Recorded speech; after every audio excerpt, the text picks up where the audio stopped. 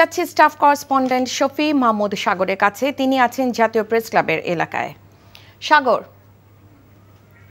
সাগর, press club এলাকার সবশেষ পরিস্থিতি কেমন দেখছেন?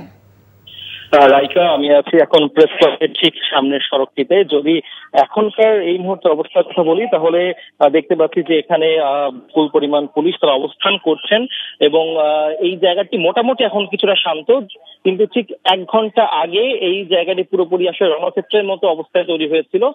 আন্দোলনকারীদের সাথে পুলিশের ব্যাপক ধাওয়া পাল্টা হয়েছে এবং এখানে যে পুলিশ বক্সটি রয়েছে সেই পুলিশ বক্সটি পুড়িয়ে দেওয়া হয়েছে। এখন যেহেতু এই রাস্তাটি পুরোপুরি পুলিশের দখলে এবং আমরা দেখতে পেয়েছিলাম যে কিছুক্ষণ আগেও সেগুনবাগিচার একটি গলিতে আন্দোলনকারীর অবস্থান নিয়েছিল, কিন্তু এখন সেই গলিটিও পুরোপুরি ফাঁকা।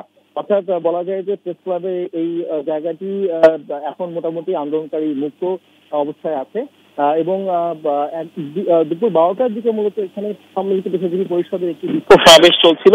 সেই সমাবেশ চলাকালীন সময়েই ধাওয়া পাল্টার ঘটনাটি ঘটে এবং আন্দোলনকারীদের অভিযোগ হচ্ছে যে পুলিশের পক্ষ থেকেই প্রথমে তাদের উপর টিয়ার শেল এবং সাউন্ড গ্রেনেড ছোড়া হয় এবং এর প্রেক্ষিতে তারা পরবর্তীতে পুলিশকে ধাওয়া দেয়। পুলিশের পরবর্তীতে ধাওয়া পাল্টা ধাওয়ার মধ্যে দিয়ে চলছিল।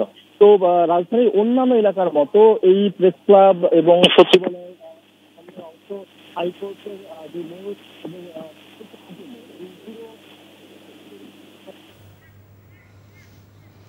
জানছিলাম প্রেস ক্লাব ও আশেপাশের এলাকার পরিস্থিতির খবর।